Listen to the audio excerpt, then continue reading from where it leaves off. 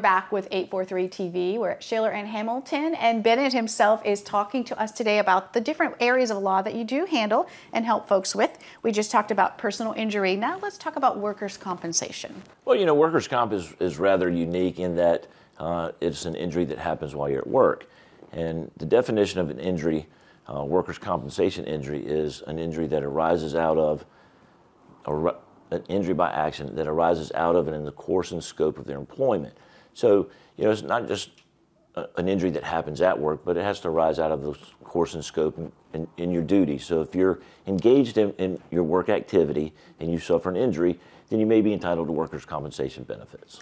Again, there's a big gamut of examples. Give us a few of those. Well, you know, the biggest thing that we hear is, you know, folks don't want to bring a claim against their boss or their company because they really do like their work. But, you know, if you have more than 4 employees, you're required to carry workers' compensation insurance.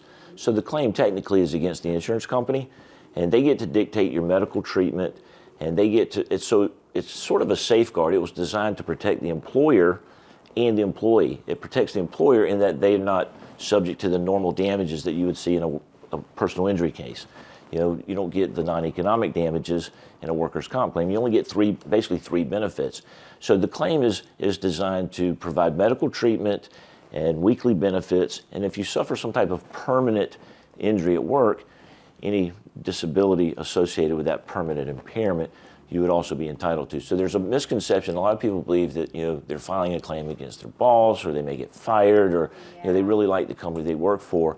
But again, just like personal injury, you know, is filing the claim to have the insurance company and hold the insurance company responsible for paying the benefits that that injured worker is entitled to by law. And that's something that we do, and we make sure that, you know, they're getting the proper treatment, that they're getting the weekly benefits in the right amounts, and then if they do suffer a permanent injury, that they recover the benefits that they would be entitled to based on that permanent impairment. Question, so as an employer, are they required to have their own, like if someone comes to you, does the company not have their own lawyers, or how does that work? Well, they do. Well, they have, yeah, obviously they do. The insurance companies have lawyers that's all they do is workers' compensation. And, you know, they'll defend these cases pretty hard, you know. A lot of times, initially somebody will get hurt and they don't think it's very seriously, you know, they don't think it's a very serious injury, and they tell their doctor something different than what actually happened because they're afraid to get in trouble at work. And then it turns out it's something more serious, but it's hard to turn back that clock. If they've told the doctor one thing, you know, to avoid getting in trouble at work, it becomes a problem for that person when they realize it's serious and they're going to be out of work. So you just want to advise people, again, you tend to get concerned, take it personally because it's your employer, but not to do that. It's just something you need to. And again, you know, that employer, that place of business has been paying workers' comp, you know, insurance. And they've been paying those premiums, right? They've been paying those premiums, and all we're trying to do is hold that insurance company accountable.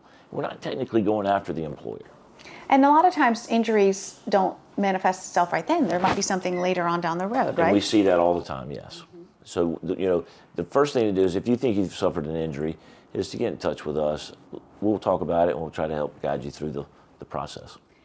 As far as our area here, do you see many, you're dealing with personal injury, you're dealing with workers' comp, some other things. What do you see a lot more of in this area that you deal with? Well, obviously, I mean, when people get hurt on the job, you know, they can't get medical treatment. Or if they get hurt in a car accident, doctors don't want to see them. So we see a lot of trouble getting medical treatment. And then, of course, the insurance company argues, well, there was a gap in treatment, so they're not really hurt. Or, you know, their car's in the shop, so they can't get to the doctor. And conveniently, the insurance company will then turn that around and say, well, you know, it wasn't a serious injury because you didn't go to the doctor. So, you know, getting the right medical treatment is more important. You know, getting help for your injury is obviously more important. We see people have a hard time getting the right treatment. I notice sometimes when I'm at a doctor or something, it asks you, is this a result of a workers' comp? Because they're trying to really, the insurance company's really trying to clarify that. Yeah, sometimes doctors are afraid of getting involved in the litigation process, whether it's a workers' comp claim or personal injury. They don't want to have to be deposed, and so sometimes they refuse to provide treatment for individuals who suffered some type of injury. Well, again, if anyone has any questions and they're not sure where to go, if they've got a case, that's good to call you and That's just right. have a sit-down time of talk. So we're going to move on to one more segment next about Social Security. So you stay right here. We'll be back with 843 TV.